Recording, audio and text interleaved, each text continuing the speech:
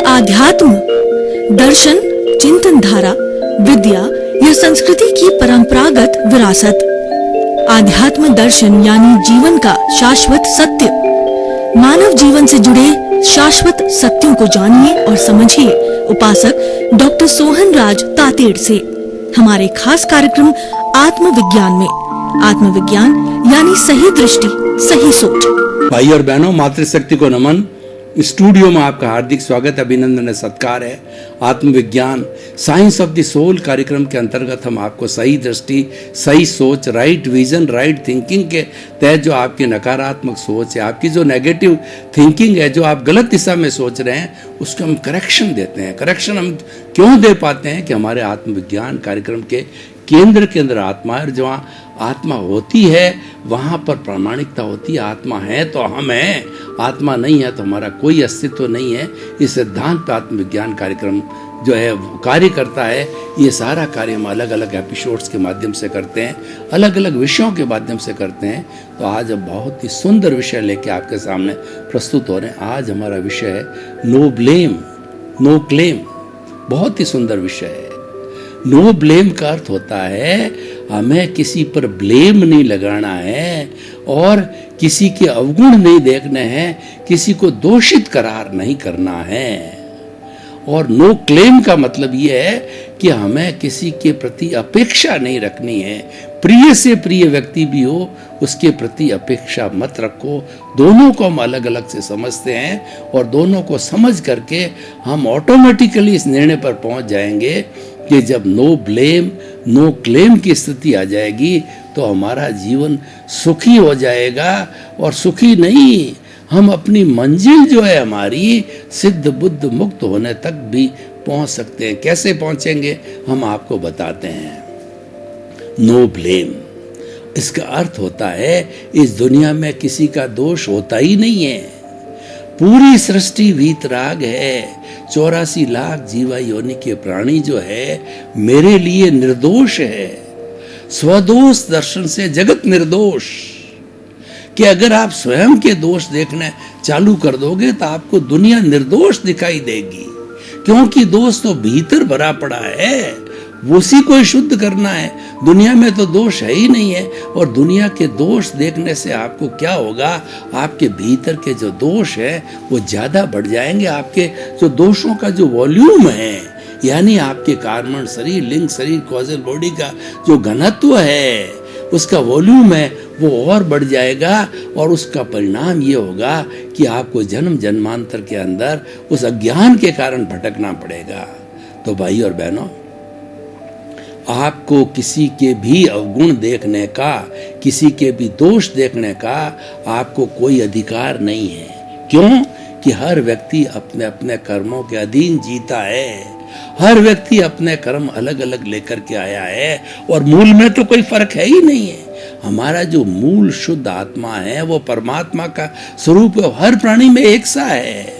घोड़े में, गधे में, ऊंट में, गाय में, भैंस में, बकरी में, मनुष्य में और पशु पक्षियों के अंदर, राम में, कृष्ण में, मेरे में, आप में, और जो है ईसा मसीह के अंदर, वो कृष्ण ईसा मसीह के अंदर, गुरु नानक के अंदर और जीसस क्राइस्ट के अंदर, और जो है वो हमारे वो जो मुसलमानों के जो गुरु है उन सब में एक सा है।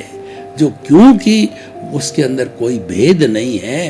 भेद है वो हमारी बुद्धि के कारण भेद है, भेद हमारे कर्मों के कारण है। तो इसीलिए हमें दोष देखने का कोई अधिकार नहीं है। कैसे अधिकार नहीं, बताता हूँ कि मान लीजिए कोई कसाई है, वो स्लॉटर हाउस के अंदर जो है पंचेंद्रिय वध कर रहा है, तो वो तो पूर्व जन्म में लेकर के आया है, वंशानुगत है। उसके माँ बाप भी वैसा कर रहे थे और पूर्व जन्म में जैसे उसने भाव डाले थे पंचेंद्रिय वध के अंदर, वैसे भाव जो है इस कर्म में द्रव्य कर्म बन के आए हैं। और जैसे कॉज डाले थे वो उसका कर्म फल और कर्म बीज बन करके इसको सुख दुख की अनुभूति कराएगा। तो उस पर आपको कोई कमेंट्स करने का, उसको आपको जो है दोषी देखने का कोई अधिकार नहीं है। ये बात अलग है। मैं इसका अर्थ ये नहीं कहता हूँ कि उसकी दुष्प्रवृत्ति को रोकना नहीं है, उसको हम बिना दोषी देखे हुए उसको जो है इस पंचेंद्रिय वध के जो है वो परिणामों के बारे में बताया जाए कि इसका परिणाम क्या होगा कि तुम्हारे को 7वीं नारकी मिलेगी और 7वीं नारकी के अंदर जाओगे तो वहाँ पर जो है भयंकर ठंड पड़ के तुम्हारे शिवरिंग होगी, या जो उसके अंदर कुछ के अंदर भयंकर गर्मी होती है तो पानी की तरह जैसे पकोड़ा किस तरह से उबाला जाता है तेल में, तो तुम उसमें उबाले जाओगे, तुम्हारे जीवन में कष्ट ही कष्ट आएंगे, कोई सुख नहीं मिलेगा। तो उसने कहा अच्छा इतना पाप की प्रवृत्ति है तो उसके अंदर परिवर्तन आएगा, क्योंकि वो इंसान है तो परिवर्तन आकर के वो बदल करके और वह दूसरा धंधा कर सकता है। और ऐसे होता है, किसी को समझाने से वो अपना धंधा बदल देते हैं। वो देखते हैं कि इतना पाप मैं क्यों करूं, किसके लिए करूं, क्योंकि एक कवि हुए हैं पीपा जी, उन्होंने कहा है कि पीपा पाप न कीजिए और अड़गो रहीजिए आप, करनी जासी आप री कुण बेटो कुण बाप। हम जो पापकारी प्रवृत्ति करते हैं उसका जब हंटर पड़ते हैं ऊपर यमराज के पास जाते हैं तो कोई हमारे हंटर खाने के लिए नहीं आता है। उस वक्त आप कहते हो कि पाप मैंने पत्नी के लिए किया, बेटे के लिए कहा, उन्होंने कहा भई हमें पता नहीं है, करने वाले तुम हो, तुम तो हंटर जो है हम तो तुम्हारे मारेंगे, वो लेना चाहता है तो हमें कोई दिक्कत नहीं, हम तो किसी के भी हो, हमको तो 100 हंटर मारने हैं, तो आपका एक भी हंटर खाने के लिए परिवार का कोई सदस्य आपके साथ नहीं आएगा। उन्होंने कहा वो तो कहेंगे आपने किया आप ही भुगतो। तो कहने का मतलब हमें पाप नहीं करना चाहिए, हमें दायित्व का निर्वाह करना वो अलग चीज़ है, वो मैं अलग बताना चाहूँगा। तो इसीलिए जो स्वदोष दर्शन से जगत निर्दोष है, जगत को निर्दोष समझो तभी ये दोष जो है शुद्ध होंगे। मैं आपको एक उदाहरण देना चाहता हूँ। कबीर दास जी के मन में एक चिंतन आया, उन्होंने पेपर लिया और पेन लिया, उन्होंने कहा कि मैं दुनिया में घूम के आता हूँ, कितने कितने बुरे लोग हैं। तो फिर उन्होंने घूम के आए और एक भी व्यक्ति बुरा नहीं मिला। तो जो वो उन्होंने फिर क्या कहा कि बुरा जो खोजन मैं चला, बुरा न मिलिया कोई, और जो दिल खोजा आपना और मुझसे बुरा न कोई। उन्होंने कहा मैं तो दूसरों के दोष देखने के लिए निकल पड़ा और मेरे भीतर तो इतने इतने दोष भरे पड़े हैं कि पूरा जीवन लगाऊं, एक क्या कई जीवन लगाऊं तब भी वो शुद्ध नहीं होंगे। और उसके शुद्ध होने का मतलब ये है कि सिद्ध बुद्ध मुक्त होना, वो सारे दोष है, वो जड़ है और वो कार्बन शरीर है, वो लिंग शरीर है, कॉजल बॉडी है, उसको शून्य करने का अर्थ होता है कि मूल स्वरूप की प्राप्ति करना। मूल स्वरूप भीतर बैठा है, उसको रोकने वाला ये कॉजल बॉडी है, उसको हटा दिया तो वो तो पारसमणि की तरह चेतना वो जो है वो पारसमणि की तरह हमारे नंदन वन के रूप के अंदर हमारे भीतर विराजमान है। वो तो ऑलरेडी प्रकट हो जाता है और सिद्ध बुद्ध मुक्त हो जाता है। तो भाई और बहनों, ब्लेम करने वाली बात है, ये एक अवगुण है, हमें कभी भी नहीं करना चाहिए। ब्लेम से जुड़ी हुई बात यह है कि हमें किसी को दुख नहीं देना चाहिए, क्योंकि हम किसी को दुख देंगे तो हमें पुनः दुख की प्राप्ति होगी।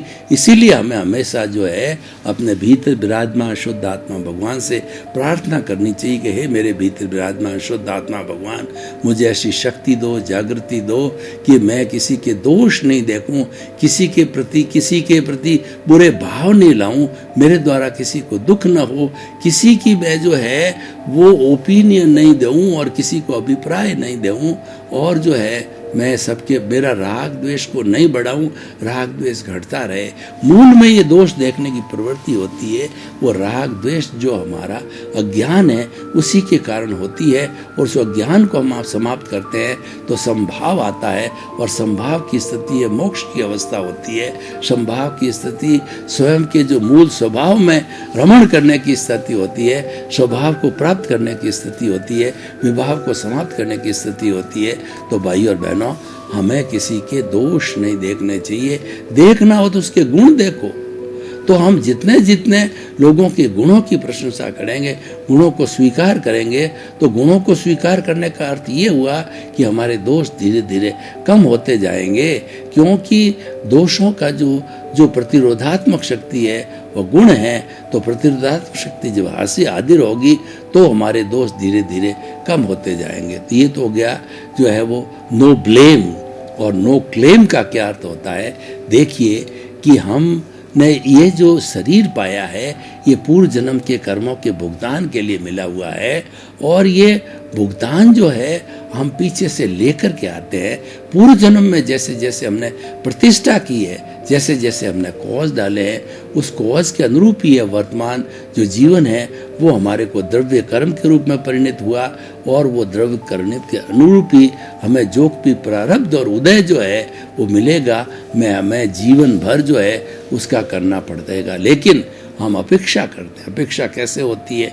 मान लीजिए आपने किसी पुत्र पुत्री को जन्म दिया, अब आप अपेक्षा करते हो कि वो जो है बड़ा होगा, उसकी शादी होगी, हम बुजुर्ग हो जाएंगे तो हमारी सेवा करेगा, पुत्री हमारी सेवा करेगी। लेकिन जब समय आता है तो वो सेवा नहीं करता है, वो स्वार्थी हो जाता है, तो आपको बड़ा दुख होता है। तो ये हो गया क्लेम, ये आपका क्लेम था कि ये तो हमारी सेवा करेगा ही, बेटा बेटी सेवा करेगा ही। तो वो क्लेम होने से क्या दुख का कारण हो गया। और हमको क्लेम नहीं करना चाहिए, हमको किसी से अपेक्षा नहीं करनी चाहिए। हमें तो अपन को निष्काम कर्म करना है, यानी बाल बच्चों को हमने जन्म दिया, हमने शादी की, हमने जन्म दिया, तो ये हमारा दायित्व बन गया। हमारा दायित्व क्या बन गया? इनको पैरों पर खड़े करना, उनको मझधार में छोड़ना पाप है, तो उनके पैरों पर हमने उसको खड़ा किया। अब पैरों पर खड़ा होने के बाद में हमने फल की कोई इच्छा नहीं की है, हमने कोई अपेक्षा नहीं रखी है, तो आपका दायित्व पूरा हो गया। अब उसके बाद में आपकी वो सेवा करते हैं, अच्छी बात है, नहीं करते हो तो आपकी कोई अपेक्षा नहीं है। इसीलिए किसी से कोई अपेक्षा नहीं रखनी चाहिए। अपेक्षा दुख का कारण है, अपेक्षा एक कामना है, अपेक्षा एक लालसा है, अपेक्षा एक तृष्णा है, और ये रहने से हमारे अंदर दुख की अनुभूति बढ़ती है, दुख बढ़ता है। इसीलिए हमको अपेक्षा, इसका मतलब नो क्लेम, किसी से नहीं रखना चाहिए। और हम क्लेम कर ही नहीं सकते, ये तो भुगतान है। भुगतान में क्लेम किसका बात का? कि हमने अगर कोई पूर्व जन्म में हमने सेवा करके आए हैं किसी की, तो वो निमित्त बन के इस जन्म के अंदर हमारी सेवा करेगा। और उसके अतिरिक्त अगर हम किसी को दुख दे के आए हैं, तो इस जन्म के अंदर निमित्त बन के हमको दुख देगा, हमको मारेगा, पीटेगा, हमको घर से निकाल देगा, वृद्धाश्रम के अंदर आपका बेटा बेटी होते हुए भी वृद्धाश्रम में भर्ती कर देगा, आपको सड़क पे फेंक देगा, और आपको कुंभ के मेले में अकेले छोड़ के आ जाएगा, क्योंकि आप उसके पीछे करके आए। मूल भूल क्या होती है? ब्लेम और क्लेम क्यों पैदा होता है? पीछे जन्म की जो इवेंट है हम भूल जाते हैं, और भूलना भी स्वाभाविक है।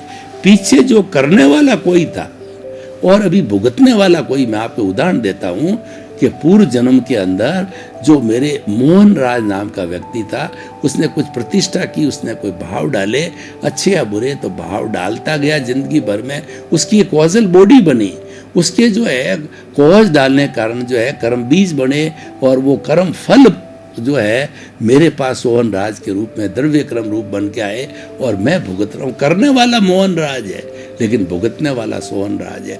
अब सोहन राज फिर चार्ज कर रहा है, वो भावों को फिर इकट्ठा कर रहा है, और वो जो भाव जो है पॉजिटिव नेगेटिव पुण्य पाप के जितने भी भाव है वो वापस चार्ज किया। तो आने वाले समय के अंदर ये सोहन राज तो अपना ये खोड़िया छोड़ करके चला जाएगा। आत्मा जो है वह यशवंत राज के रूप के अंदर के शरीर में जन्म लेगी और भुगतेगा यशवंत राज, जो मेरे भाव कर्म है और द्रव्य कर्म यशवंत राज भुगेगा। तो ये तीनों अलग अलग शरीर ये भूल गए, लेकिन पिछले जन्म में किसने किया, इनकी भूल पड़ गई, क्योंकि शरीर ही चला गया तो भूल पड़ना स्वाभाविक है। तीनों की आत्मा कॉमन है, लेकिन आत्मा ये हिसाब नहीं रखती। आत्मा तो अक्रिया है, आत्मा जो है बोलती नहीं है, कोई हिसाब नहीं रखती। आत्मा के अंदर जो है चेतना के अलावा कोई चीज नहीं हो, तो ज्ञाता दृष्टा भाव है। तो ये काम तो सारा जड़ का काम होता है, तो करने वाला कोई, भुगतने वाला कोई। ये मिस्टेक क्यों होती है? पिछले जन्म की सब क्रियाएं हम वो नहीं होने के कारण में भुगत हम जो है भूल जाते हैं, और इस जन्म में कोई भी निमित्त और निमित्त आएगा, क्योंकि ये तो प्रकृति का नियम है, हुआ सो न्याय। प्रकृति जो करती है हमेशा जो न्याय करती है, तो प्रकृति तो यही कहती है कि मेरा ड्यूटी है कि तुम्हारे को जो है निमित्त खड़ा करना, तो मैंने तो निमित्त लाके खड़ा कर दिया, और वो निमित्त तुम्हारा जो है वापस बदला जो है उससे चुकाएगा, या तो तुम उसको मारोगे या वो तुम्हारे को मारेगा। ये उदय भाव है, ये प्रारब्ध का भाव है, और ये जो है जन्म मरण का चक्कर है, और ये ये भुगतने का, लेने देने का क्रम है, ये चलता रहता है। तो नो ब्लेम नो क्लेम का है, अगर हम नहीं रखते हैं तो हम बड़े सुखी रहते हैं, और वास्तव में इसका कोई उपयोग है ही नहीं है, क्योंकि ब्लेम किसी पे दिया ही नहीं जा सकता, कोई दोषी है ही नहीं है। दोष तो मेरे कर्मों का कारण होता है, इसलिए कर्मों के लिए क्या गया, को सुख को दुख देत है, और कर्म देत जगजोर, उर्जत सुरजत आप ही ध्वजा पवन के फेर। आपने कभी देखा होगा कि बालाजी के मंदिर के ऊपर तो ध्वजा लगी हुई है, वो पवन के सारे कभी उड़ती है और कभी समेटती है। कौन करता है? पवन करता है। इसीलिए 33 करोड़ देवी देवता में ऐसा कोई भी पावरफुल देवता नहीं है जो कि आपको सुख दे सके या आपको दुख दे सकते। आपके किए हुए डीड्स, आपके किए हुए कर्म, आपके किए हुए एक्शन ही जब उदय में प्रारंभ में आते हैं तो वह जो कौज डाले हुए थे वो कर्म बीज बढ़ के कर्म फल के रूप में आते हैं और आपको सुख दुख की अनुभूति कराते हैं। तो भाई और बहनों, ये सुंदर बहुत एपिसोड है, ये हमें बिल्कुल ध्यान में रखना चाहिए। तो और दूसरा, ये नो ब्लेम नो क्लेम की स्थिति कब पैदा होती है कि हमें जो है ये चिंतन करना पड़ेगा कि नो डूअरशिप नो ऑनरशिप। जब डूअरशिप और ऑनरशिप नहीं होगी तब हम कर्ता नहीं बनेंगे। परंतु वास्तव में अब जो हमें बार बार प्रकृति रोकती है कि जो ये सब कुछ हो रहा है ये संजोग मात्र है, ये कुदरती रचना है, और ये संजोग इकट्ठे कराने का काम व्यवस्थित शक्ति करती है। साइंटिफिक सर्कमस्टेंशियल एविडेंसेस के हिसाब से जब ये आपस में मिलते हैं, जब कोई काम होता है, न मिलते हैं तो काम की निष्पत्ति नहीं होती। जैसे द्रव्य क्षेत्र काल और भाव, या काल स्वभाव कर्म पुरुषार्थ और नियति सबका संजोग होता है, तब जाकर के कोई भी हमको रिजल्ट मिलता है। संजोग न हो तो रिजल्ट न भी मिले, लेकिन हम अपने आप को कर्ता मान के करते हैं। ये मैंने किया है, घर मैंने बनाया, और ये मकान मेरा है, मैं इसका मालिक हूँ, और जो ये मेरा बेटा है, ये पोता है, और जो ये मेरा बेटे की बहू है, मेरी पत्नी है, मैं इतना बड़ा विद्वान, मैं इतना बड़ा इंजीनियर, मैं इतना बड़ा डॉक्टर, मैं इतना बड़ा वकील, मैं भारत का प्रधानमंत्री, मैं भारत का राष्ट्रपति। तो हम जो है मैं और मेरा के अंदर जो है चले जाते हैं। तो मैं और मेरा करने से ये जो है ब्लेम और क्लेम की स्थिति पैदा होती है। तो इस स्थिति को पैदा न किया जाए तो हमें जो है अपना निष्काम कर्म करना है, ड्यूटी समझ के करना है, क्योंकि वो हमें करना ही पड़ेगा। वो तो हमारा भुगतान है, वो व्यवहार जगत का है, तो वो तो भुगतान किए बिना, जो व्यवहार शुद्धि बिना निश्चय शुद्धि नहीं होगी। निश्चय तो प्रभु अपने आप शुद्ध अवस्था में विराजमान है। जो ही आपका व्यवहार समाप्त हुआ, जो ही आपका कर्म शरीर समाप्त हुआ, वो तो भगवान तो भुवन भास के रूप में प्रकट हो जाएंगे और सिद्ध बुद्ध और मुक्त बन जाएंगे। तो भाई और बहनों, आप देखिए कि ये जो हमारा जो सिद्धांत है, नो ब्लेम नो क्लेम, इससे जुड़े हुए कुछ सूत्रों को मैं साथ में जोड़ता हूँ तो ये पावरफुल हो जाएंगे। पहला सूत्र ये है कि जगत निर्दोष सब मेरा दोष। इसी से जुड़ा हुआ आप ये चिंतन करो कि दुनिया के अंदर कोई दोषी है ही नहीं है, सारा दोष मेरे कर्मों का होता है। 100% अपने कर्मों का ही होता है, कर्मों का ही मानना चाहिए, कर्मों पर ही लेना चाहिए। इसमें कोई भी गलत बात नहीं है कि कर्मों के बिना कोई कार्य होता है, तो कर्मों के अधीन ही मेरे होता है। इसीलिए जो है जगत निर्दोष है सारा, और जो ये मेरे कर्मों का फल है, तो जगत निर्दोष सब मेरा दोष। तो इसीलिए कोई भी जो है ब्लेम नहीं आएगा। और दूसरा जो सिद्धांत है टकराव टालिए।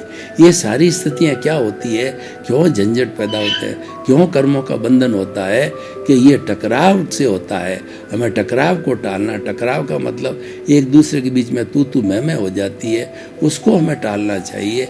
क्योंकि टकराव के कारण स्थिति कुछ भी बिगड़ सकती है, राग द्वेष पैदा होता है, कॉजल बॉडी जो है स्ट्रेंथ होती है। इसलिए हमको प्रारंभ से ही जो है जहाँ भी टकराव की स्थिति होती है हमें साइलेंट होना चाहिए। कोई हमको गाली दे रहा हो, एक्सेप्ट मत करो, वो गाली वापस चली जाएगी। कोई भी हमारे साथ किसी तरह व्यवहार कर रहा है, उसको जो है आप जो है तवज्जो मत दो, तो वह जो उसको वापस चली जाएगी। तो इसीलिए एडजस्ट एवरीवेयर। और दूसरा है टकराव डालिए। तीसरा ये कि एडजस्ट एवरीवेयर का मतलब ये सर्दी है, गर्मी है, जो है अपना जो निंदा है, प्रशंसा है, और इस पर लाभ है, हानि है, और हर परिस्थिति जो हमारे जीवन में आती है वहाँ पे हम एडजस्ट करके चलें। क्योंकि समाधान ही एडजस्ट करना है, क्योंकि हमारा जीवन है वो सापेक्ष जीवन है। बिना एडजस्ट किए हम चल ही नहीं सकते, एक कदम भी नहीं चल सकते, एक सांस भी नहीं ले सकते। इसलिए जब सारा जीवन सापेक्ष है तो हमें एडजस्ट एवरीवेयर, और भुगतना उसकी भूल है। हमें ब्लेम और क्लेम की स्थिति से ऊपर उठना है तो हमें ये चिंतन करना पड़ेगा कि जो कुछ भी भुगत रहा हूँ मैं आज, जो भी मैं बीमारी भुगत रहा हूँ, नुकसान भुगत रहा हूँ, तो वह जो है वह किसी और का नहीं है, वो तो मेरी ध्वनि है जो पिछले जन्म में मैं किसी को धोखा दे के आया हूँ, इसलिए धोखा खा रहा हूँ। तो ये तो उसका to the every action there is equal and opposite reaction है। तो ये रिएक्शन हमको मिल रहा है। और साथ साथ के अंदर आप ये भी चिंतन करो कि ये जो कुछ भी जो हो रहा है मेरे पूर्वकृत कर्मों के वजह से हो रहा है, और वही मैं भुगतान कर रहा हूँ। तो भाई और बहनों, ये आज का जो एपिसोड है हमने इसको बहुत गहराई में जा कर के चिंतन किया। मैं ओपन टू द ऑडियंस करता हूँ, आपकी जिज्ञासा, आपके प्रश्न और जो आपके जो है वो कोई सुझाव मांगता हूँ। तो मैं ये कहना चाहूँगा कि ये आज का जो विषय है बहुत गूढ़ विषय है और ये निर्णयात्मक विषय है। ये विषय जो है एक निर्णय देने वाला है और ये निश्चय न्याय करने वाला है। जब भगवान जो ईश्वर के घर का जो भी काम होता है वह सो न्याय, वो न्याय के अनुरूप होता है। तो ये भी कार्य न्याय के अनुरूप है। तो ये जो है हमें करना चाहिए, क्योंकि हमको ब्लेम किसी को नहीं करना। ब्लेम करना हो तो खुद को करना है कि ये मेरे कर्मों की वजह से ऐसी स्थिति आई, मेरे कर्मों के उदय की वजह से इससे मेरा झगड़ा हुआ या प्रेम हुआ, या मेरे पुण्योदय की वजह से इसने हमारा हेल्प किया और पापोदय की वजह से इसने मेरा जो नुकसान किया। तो ये जो क्रम है ना, ये तो जो है चलता रहता। और ये बहुत सुंदर विषय है। जब हम ब्लेम करना छोड़ देंगे और क्लेम को भी छोड़ देंगे तो निश्चित रूप से जो है हमारा तीसरा नेत्र संभाव का जो है वो थर्ड आई खुल जाएगा। जो हमारी दोनों आंखें होती है, एक राग की है, एक द्वेष की है। ये राग और द्वेष की जो हमारी दोनों आंखें हैं ये पार्शलिटी करती है, ये बुद्धि से जुड़ती। बुद्धि हमको संसार में भटकाती है, ये अच्छा है और ये बुरा है, इसके साथ प्रेम करो, इसके साथ में द्वेष करो, और मुझे इसके साथ रहना है, मुझे इसके साथ में नहीं रहना है। और इस तरीके से वो सारे भेद बताती रहती है। बुद्धि है तो, लेकिन वो जो है बुद्धि होती है वो कर्मानुसारिणी हो जाती है, कर्मों के अनुरूप जो है वो कार्य करने लग जाती है। आपका बहुत बहुत धन्यवाद भाई और बहनों। आप हमारा आत्मविज्ञान कार्यक्रम बराबर देख रहे हो, देखते रहिए। आत्मविज्ञान कार्यक्रम है जो सुधार के सूत्र है, परिवर्तन के सूत्र है, अच्छा इंसान बनाने के सूत्र है। क्योंकि हमारा उद्देश्य है सर्वे भवन्तु सुखिनः सर्वे भवन्तु निरामया, सभी प्राणियों को सुख मिले, आनंद मिले, शांति मिले, मोक्ष मिले। इस क्रम में आपके प्रति बहुत बहुत शुभ। क्या है आध्यात्म? दर्शन, चिंतन धारा, विद्या या संस्कृति की परंपरागत विरासत। आध्यात्म दर्शन यानी जीवन का शाश्वत सत्य। मानव जीवन से जुड़े शाश्वत सत्यों को जानिए और समझिए उपासक डॉक्टर सोहन राज तातेड़ से हमारे खास कार्यक्रम आत्मविज्ञान में। आत्मविज्ञान यानी सही दृष्टि, सही सोच।